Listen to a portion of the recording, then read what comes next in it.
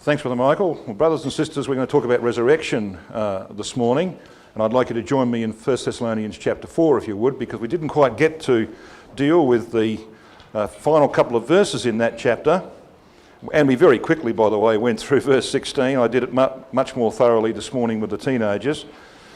So we want to just have a quick look at verse 17 and 18 of 1 Thessalonians chapter 4. Where Paul says, having spoken about the dead in Christ rising first, having reminded us of the judgment in the voice of the archangel, having suggested that the resurrection will occur on the Day of Atonement, all of those things were in verse 16. He now says, then we which are alive and remain, or left over as that Greek word means, shall be not caught up, but caught away. This Greek word harpazo, you're going to see again in a moment. It means to snatch, to seize, to take hold of forcibly as a wild beast takes its prey. In other words, it's telling us, brothers and sisters, that when the angels turn up at our door, and that's what's going to happen. We hear ridiculous things about, people driving down the street in a motor vehicle and they're ripped out and the car careens down. That's all rubbish. We know how it's going to happen. We're told it in Luke 17. Remember Lot's wife, I tell you, in that night. He's been talking about day and days. No reference to night except when he says, I tell you, in that night. And what he means is, go back and have a look what happened in Genesis 19. The angels turned up at the time when you can most expect the male to be home from work. They wouldn't have come when Lot was sitting at the gate arguing with the elders of Sodom. It came when he was home at night, when the family could be expected to be together. And by morning they were gone. Okay? That's what we're being told. So when those angels come, there's no good saying to them, like the parable suggests in Matthew 25, now listen, could you give me another couple of weeks? I'd just like to get my act together. No. You are going to the judgment seat of Christ. That's what he means here. Be caught away together with them, not in the clouds. There's no definite article in the Greek. In clouds. The symbol of a multitude. Hebrews 12 verse 1. Ezekiel 38 verse 9 and verse 16. And other references that tell us that the cloud is the symbol in the Word of God for a multitude of people. Caught away together with them in clouds to meet. This word meet is also significant. It's the Greek word that was used when you were being approached by some delegation of importance and you went out to meet them. If some Roman delegation was coming from Caesar, you wouldn't go out and sort of say, well, what are you doing here? You would go out and you'd say, yes, sir, we'd like to invite you in, sir. And that's exactly what it will be, brothers and sisters. We're going to meet the greatest dignitary, apart from one, in the universe. The one who's going to be called the Father of the age. The one who's called Michael the Archangel in Daniel 12 verse 1 with delegated authority from God to determine destinies. Yes, she will meet the Lord, not in the air. There's no article there either. That's why you've got a red line through it. You can cross it out safely. In air, this is the aerial, the governing region.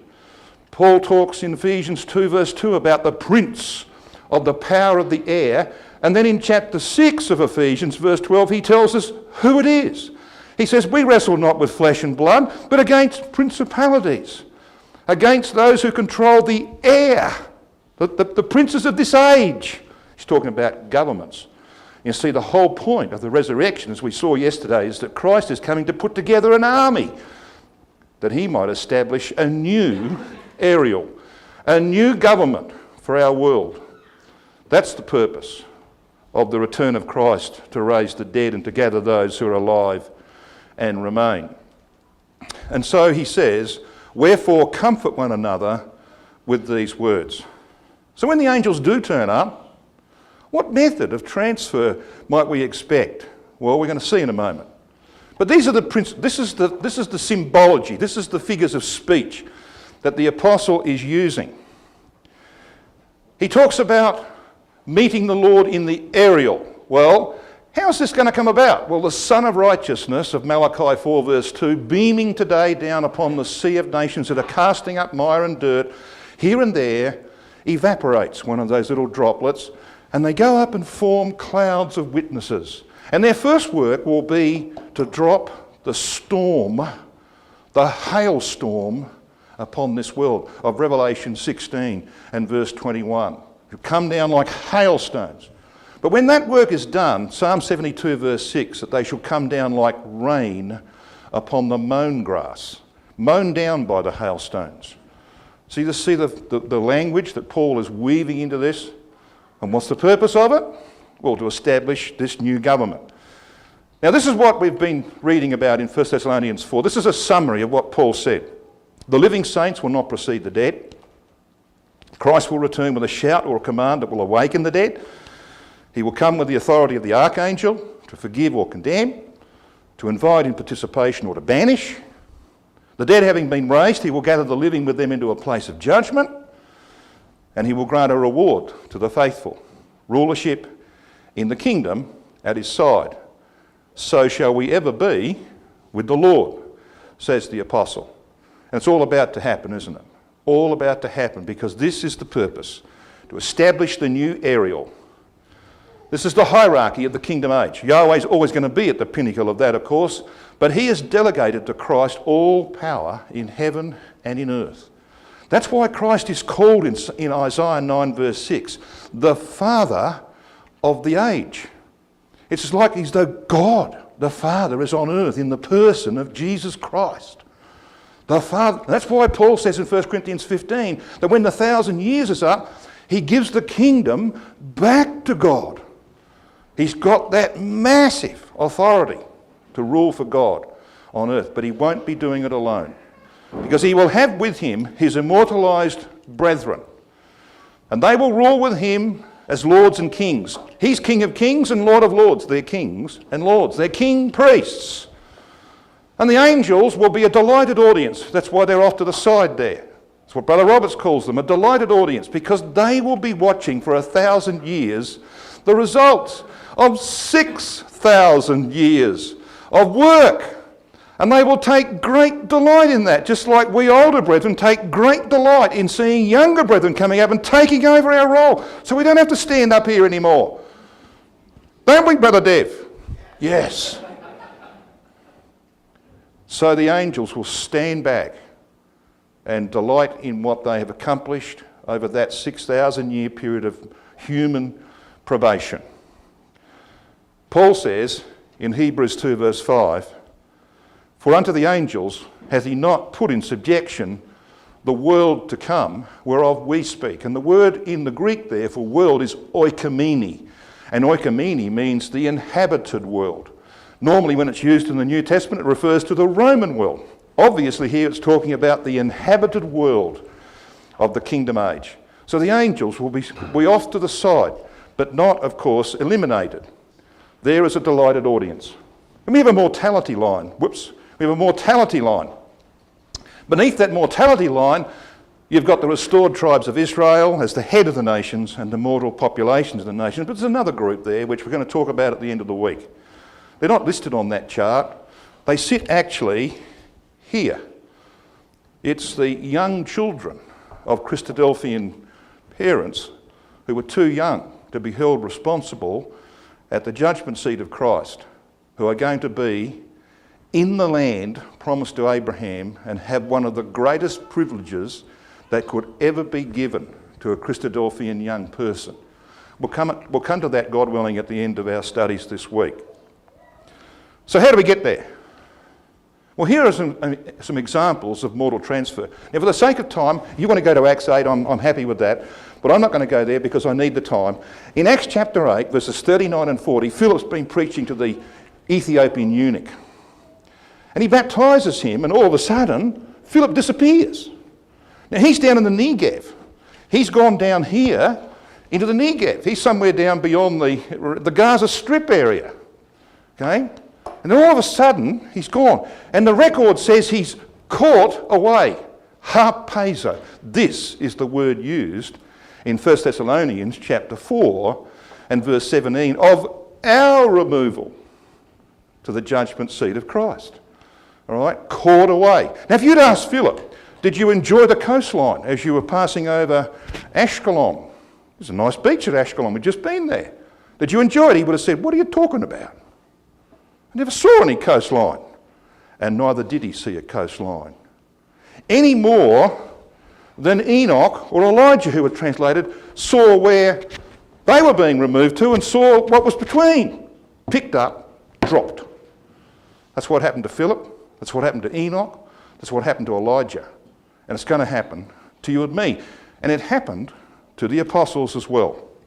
So here is Philip, transported 25 miles in American terms, 32 kilometres in Canadian and Australian terms, to Ashdod. Okay? Well, have a look in your own time at John chapter 6. Again, I'm not going to take you there for the sake of time, but in John 6, verses 16 to 21, we have the record of the storm on the lake, and there are the disciples rowing against this violent storm, and Christ comes. And eventually he gets into the boat, and there's a calm. You know what it says? It says, immediately they were at the land whither they went, to Capernaum. So they're out in the middle of Galilee, and it can get rough there in a storm. I can tell you that. It gets very rough in a storm. But you see, here you've got a 25-foot longboat with 13 men in it, and it's out in the middle of the lake at this moment, and it's in the port of Capernaum the next. Huh? The same way, brothers and sisters, that the angels, who always behold the face of my Father in heaven, Matthew 18 verse 10, can also perform Psalm 34 verse 7. The angel of Yahweh encampeth around those who love him. So they're here, somewhere around this area. There are many angels at this moment. They're resting. They don't need a cup of coffee, but they're resting. When you go to bed at night, they're not needed anymore, and they need to write up your record. So where do they go? They go back to the Father. Well, where does he live? In the heaven of heavens. Well, where's that? Somewhere in the middle of the universe? We don't know. But we know this, that the closest star to Earth is 4 light years away, which means if you travel at 186,000 miles per second for 4 years, you reach the first star. Yeah, see the point of this? They can be with the Father one moment and with us the next. That is spirit travel. It is vastly different than human travel. Ask those who drove up from Los Angeles to come to the Bible school. It's very, very different to human travel, and we're about to be subjected to it. You're not going to see, in our case, when the angel comes, if I happen to be home with my lovely wife and the angels knock on our door, you're not going to see the Indonesian archipelago as you pass over.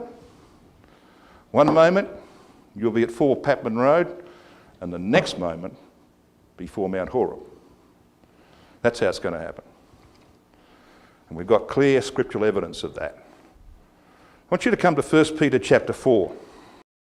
Here we have Peter's amazing description of responsibility to judgment. A question, of course, which is bandied around, has been for a long time. So simple. And I've done this talk in places where there are people in the audience who are going like this. No. So I know what it's like. But this is so simple. 1 Peter 4, verse 17. For the time is come that judgment must begin at the house of God. And if it first begin at us, what shall the end be of them that obey not the gospel of God? For if the righteous scarcely be saved, and by that he means, of course, that none of us are going to be given immortality without forgiveness. We're all going to need forgiveness. Hopefully that will have happened before we get to the judgment seat. But we're going to have divine grace. If the righteous scarcely be saved, where, he says, shall the ungodly and the sinner appear? So why does he use these terms? Righteous, ungodly, and sinner. Judgment begins, he says, at the house of God. We're the first cab off the rank when it comes to judgment. and it won't be very long. See, when the Father looks down upon humanity, brothers and sisters, he only sees two general classes of humanity. He sees saints, that is those who have a covenant relationship with him, and sinners, those who don't. That's as simple as it is. Now, of course, the sinner class far outweighs the saint class in terms of numbers. But, sadly, within the saints group, there are a division. You have the righteous saints and you have ungodly. That's why the term ungodly is used, you see.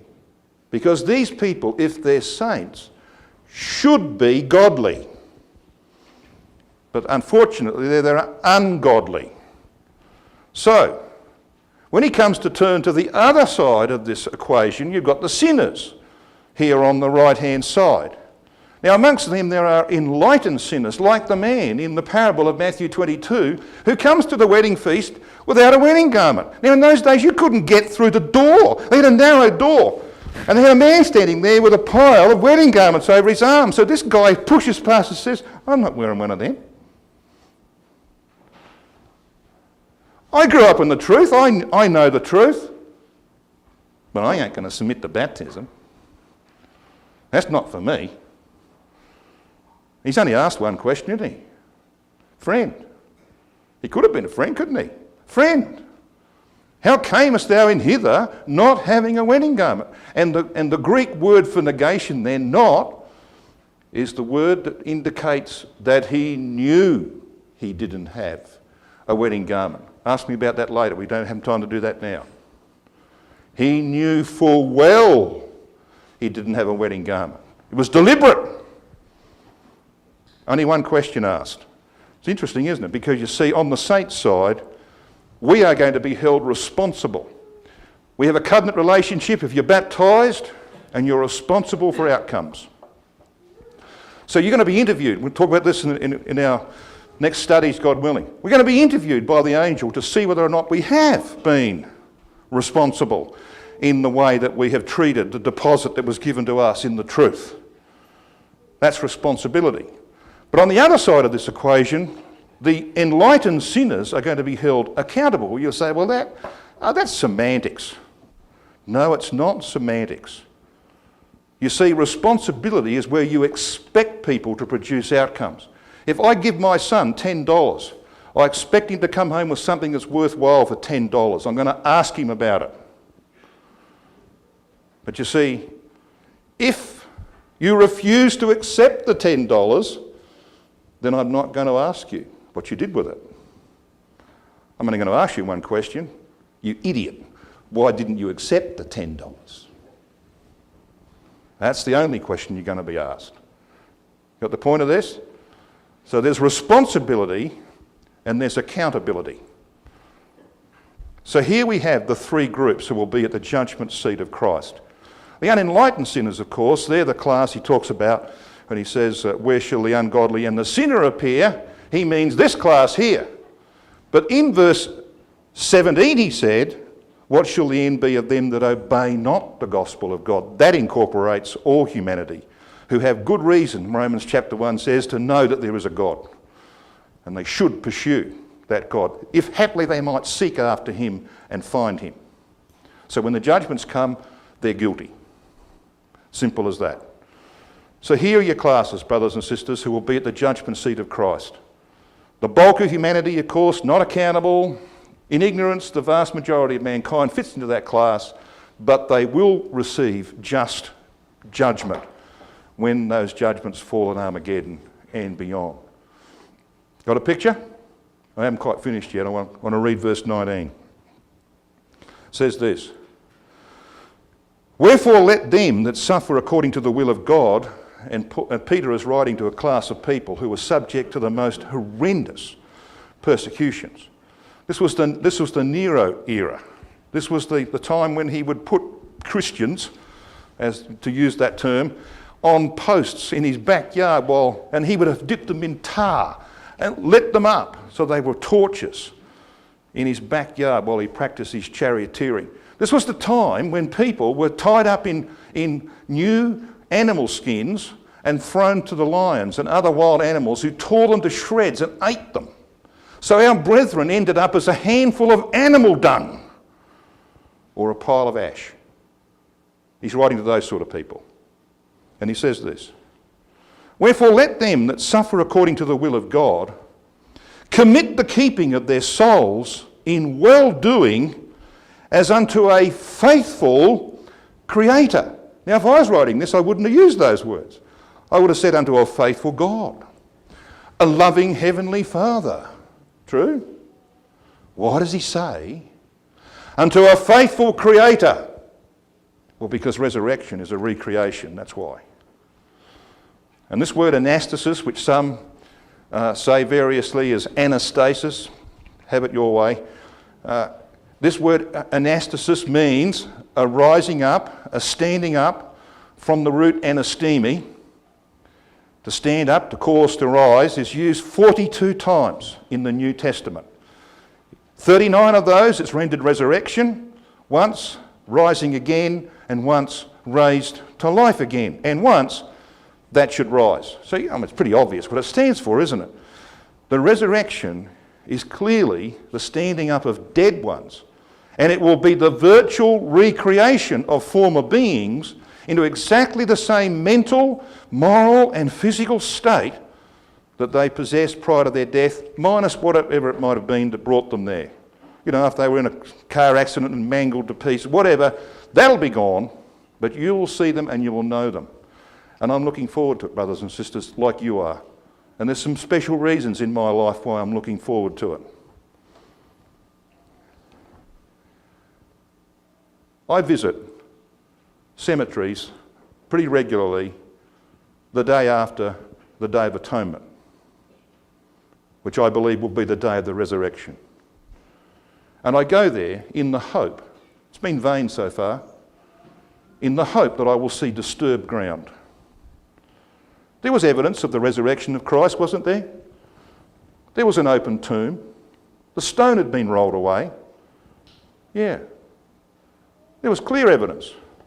I think there will be evidence at the graves of those who ended up being buried. We've lost some people, tragically lost some people, like the family that fell out of the sky over the Pacific on the way to Lord Howe Island. Their bodies were never found. They were eaten by fish. They weren't put in a grave. But many are, including my mother, and including two of my best friends. I was 18 years of age. Within 2 days of getting into a motor vehicle to go to Perth to a youth conference. Two of my very good friends, Phil King and Ian Robinson, 19 and 18 years old respectively, were off to Bible school at Rathmines, 900 miles away. In the week prior, they had been painting charts. There was no such thing as PowerPoint in those days. We didn't even have those ancient things you call overhead projectors. They didn't exist.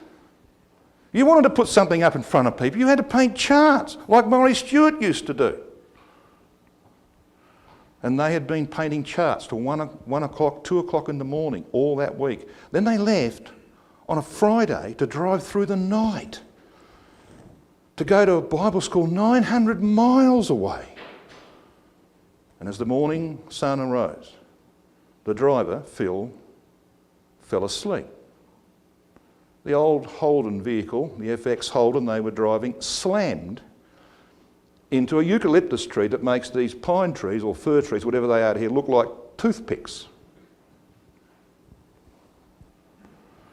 The two in the front were killed instantly. But there was a young chap, not baptised, lying on the back seat of this motor vehicle. And they didn't have seat belts in those days. And he slammed into the front seat of the car on the impact, was seriously injured. This car was found by another vehicle full of Christadelphian young fellows that was following them. That young chap was baptised shortly thereafter. His name is Grant Jolly. A wonderful brother. I will never, ever forget standing beside that grave. And on the other side of it was Brother Jeff Berry, who'd kept these boys up to 2 o'clock in the morning that week. Imagine how he felt. 19 and 18. And I often ask myself, why? Why did I have the opportunity to marry a lovely young sister, to have 4 children and 12 grandchildren, and go to Bible schools all over the world, to have this wonderful family that we have? Why? Why me and why not Phil and Ian? I don't know the answer to that. Maybe they were ready and maybe I wasn't.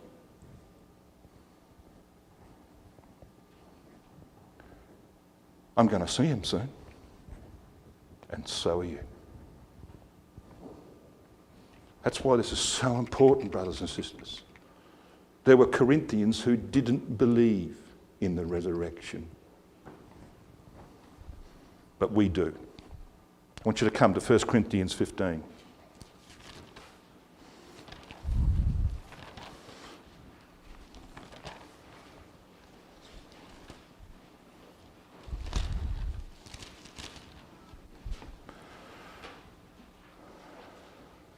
Those of you who have read Christadelphian writings on 1 Corinthians 15 will know that there are differences of view, of interpretation of this chapter amongst really senior brethren of the past.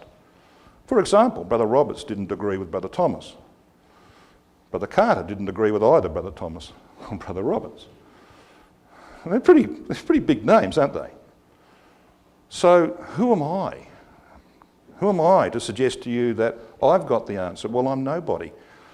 But you know who had it right? Brother Thomas. And I want to show you why. So these are the 3 views. And we're referring here to verse 35 through 37 of 1 Corinthians 15. It's all about sown. 3 views on sown in 1 Corinthians 15. There's the view that we are sown when we are born into a state and an environment related to corruption, dishonour, weakness and to things natural. That was Brother Robert's view. There's the view that we are sown when the dead body is buried in the ground. And there's the view that we are sown when we are called forth from the grave at the resurrection. Now, I could give you a test that will make Steve Purcell's word tests at the back there look like Sunday school stuff. Right? So which of these views are right, you reckon?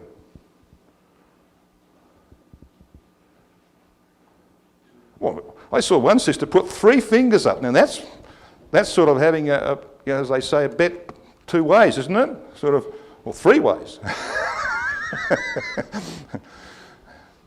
Well, actually, the 2 and 3 are correct. 2 and 3 are correct. And I want to show you why. Have I got you sort of a little bit interested here? Good. So let's press on.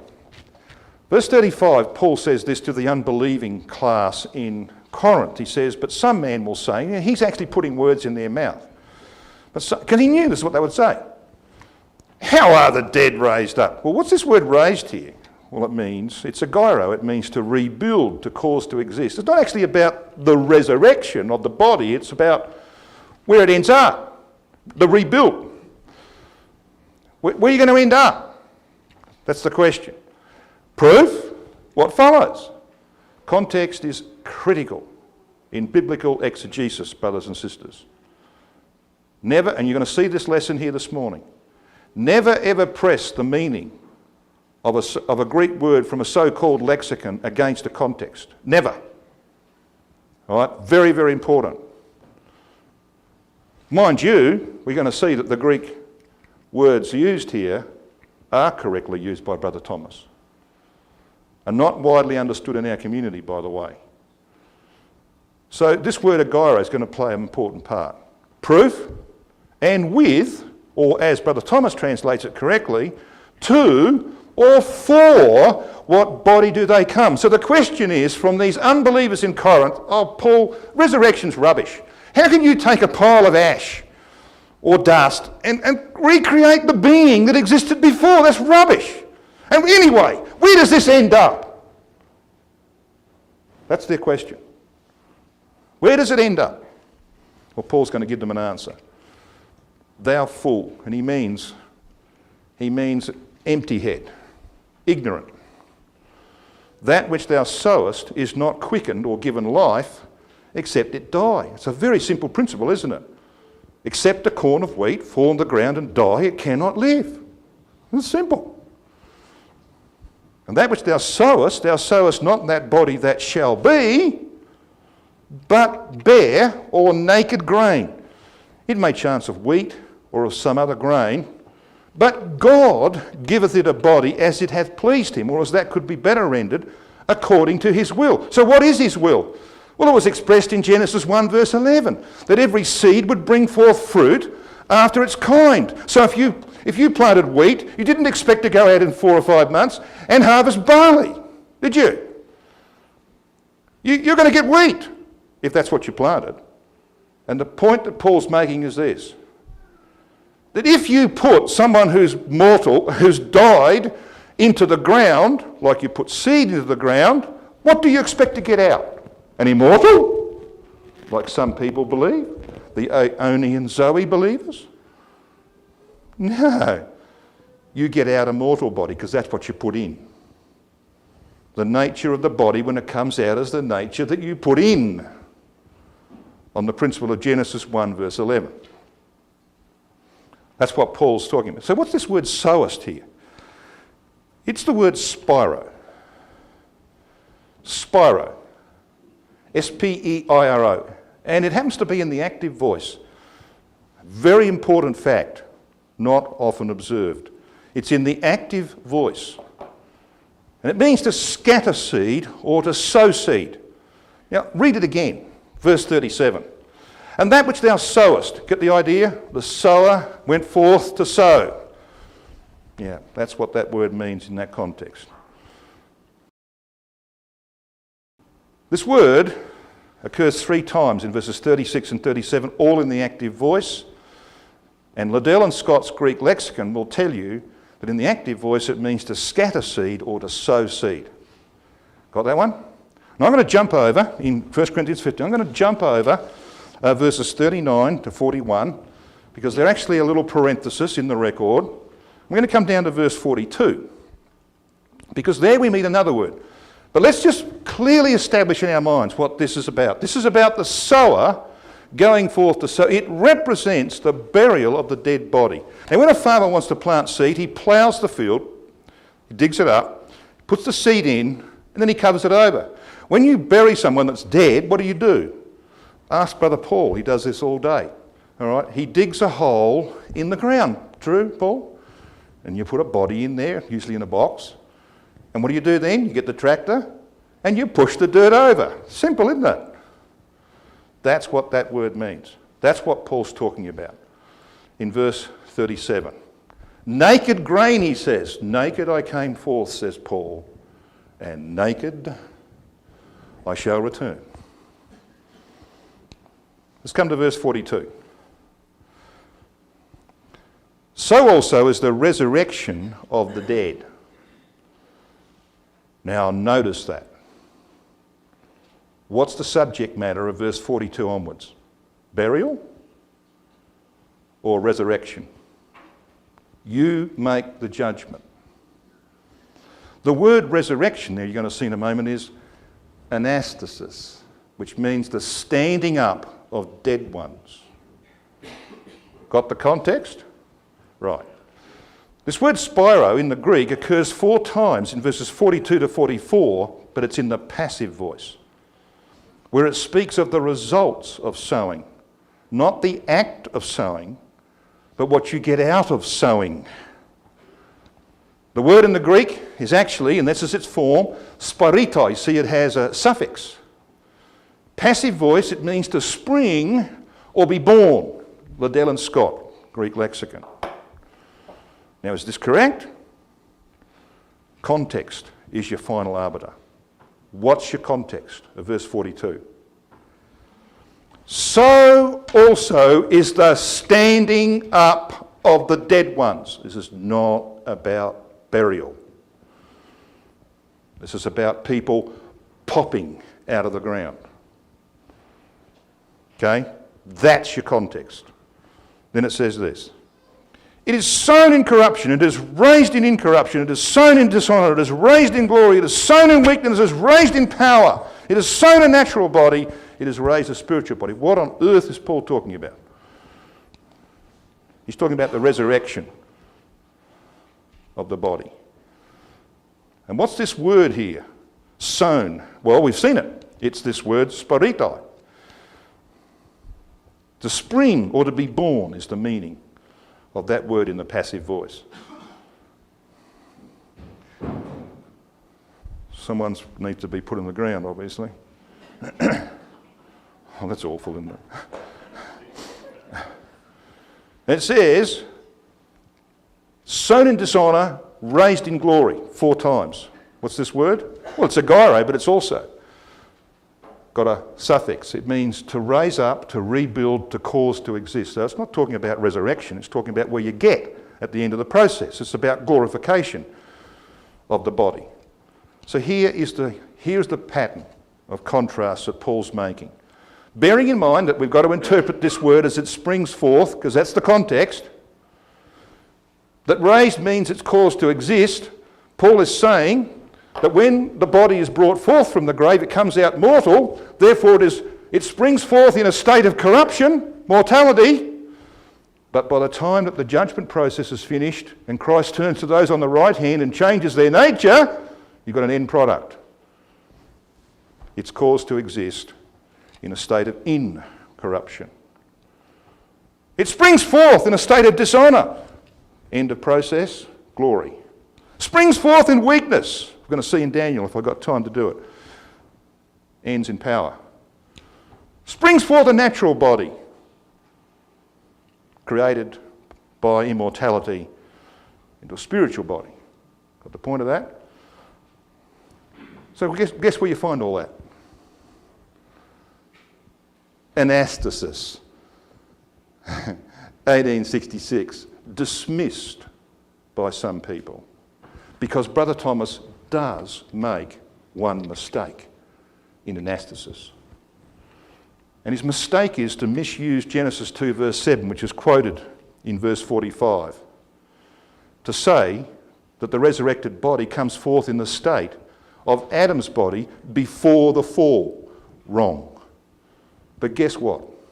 Wise Bible students who have things pointed out to them will go and look again. And within 2 years, when he wrote Eureka Volume 3, he corrects it. He doesn't tell you he's corrected it. He corrects it.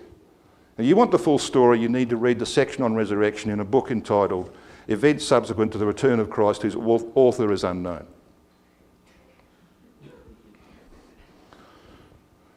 It's all there, okay? This is the story of 1 Corinthians 15. Seed body, death, naked kernel, under the ground. Sprout body, springs forth, still mortal. Judgment seat. Then glorification, full head of the corn. That's the stages. Now come to Daniel chapter 10, we're going to see it all again. I reckon this is one of the most wonderful sections in the Bible. What could God do more for a man, a faithful man like Daniel in his 90s, than put him through this very process? And that's what he does. So in Daniel chapter 10, he's just given him the vision of the man of the one. He's shown him where he's going to end up. He's going to be part of the multitudinous Christ. Yeah, terrific. He says, this is how you're going to get there. This is how you're going to get there. Verse 8 and 9 of Daniel 10 says this, therefore I was left alone, which you usually are when you're dead, and saw this great vision, and there remained no strength in me, for my comeliness was turned in me into corruption, and I retained no strength. Yet I heard the voice of his words, and when I heard the voice of his words, then was I in a deep sleep. The biblical language for death, isn't it? on my face, and my face toward the ground. Now I know some people are strange and sleep on their face, on their front. But I find that ridiculously uncomfortable. I can't do that. So this, the picture you get is a man who dies of a heart attack, kaboom, on his face. He's dead. In a figure, in a symbolic way, he's dead. He's gone through an enacted parable, Daniel. So what happens? Well, there are 3 stages of Daniel's resurrection. And the first is in verses 10 and 11 and verse 15. It says in verse 10, "And behold, a hand touched me like the angels will come to raise the dead, which set me upon my knees." So he's reformed. He's given life. "And upon the palms of my hands." So that's sort of not a very comfortable position. "He said unto me in verse 11, O Daniel, a man greatly beloved." You just imagine what it's going to be like for the faithful brothers and sisters when the angel that had responsibility for them in their life, who kept their record, goes to their graveside, raises them, and they pop out of the ground and they come out very enfeebled, as you're going to see in a moment, very enfeebled. And he says, "Don't worry, you're greatly beloved. You're greatly beloved." Imagine the impact of that. You know where you're going, don't you? It says in verse 11, "Understand the words that I speak unto thee, and stand upright." What's that? Anastasis. "For unto thee am I now sent." And when he had spoken this word unto me, I stood trembling. You know, why would this be the case, brothers and sisters? Why is it that when the angels raise the dead, they're going to stand trembling? Unable to speak. Look at verse 15. "And when he has spoken such words, and I set my face toward the ground, and I became dumb." Why would that be the case? Well, think about it for a while. If Esau is raised, and he will be, if Esau is raised, this is the party animal. This is the man who could leap over high buildings, fire arrows at 300 yards, and kill deer. If he's raised, and he's given vitality, what do you think he'd do with it? He'd rush around making trouble, wouldn't he? And there's a lot more like him. So what's God going to do? Enfeeble them. They will be enfeebled. They won't be able to touch anybody until their turn comes for judgment. And that's the next stage, isn't it? Verses 16 and 17. "And behold, one like the similitude of the sons of men touched my lips." What for? Well, so he can talk. And we are going to talk at the judgment seat, as we shall see in our studies, God willing. "Said unto me, and to him that stood before me, O my Lord, by the vision of my sorrows are turned upon me, and I have retained no strength." And goes on to speak in that sort of language. This is about the judgment process. Then you've got verses 18 and 19, where he's accepted and immortalised. And we read in verse 18, it says this, "Then there came again and touched me one like the appearance of an Adam. And he strengthened me and said, O man greatly beloved, fear not, peace be unto thee. Be strong. Yea, be strong. You'll never be stronger than when Christ turns to those on the right hand and says, Come, ye blessed of my Father. Enter thou into the kingdom prepared from the foundation of the world. And in a moment, says Paul in 1 Corinthians 15, in the twinkling of an eye, and we'll come back to that statement later on, we shall be changed together. You know, I can't imagine that the multitude standing on the right who are immortalised while those on the left are still there watching.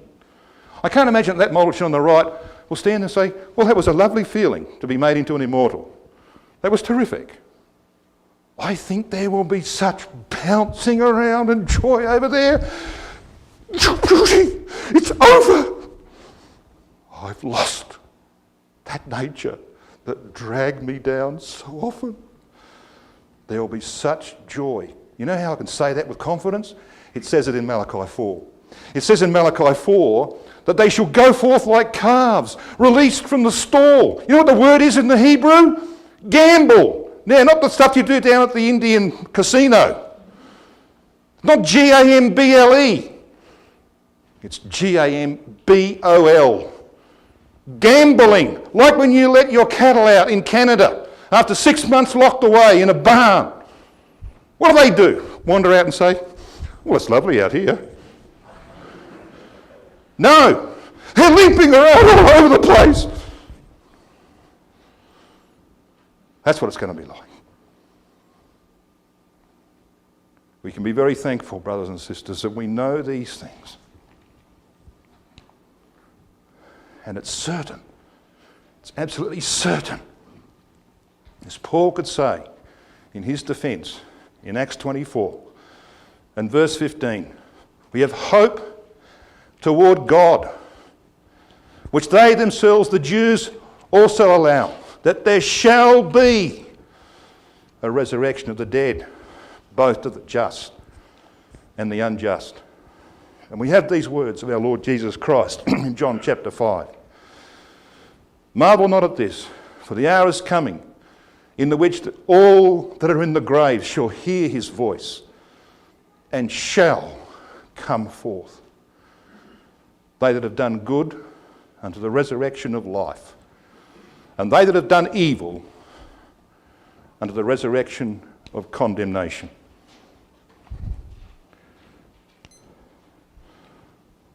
I have nearly 3 minutes to go. Let it never be said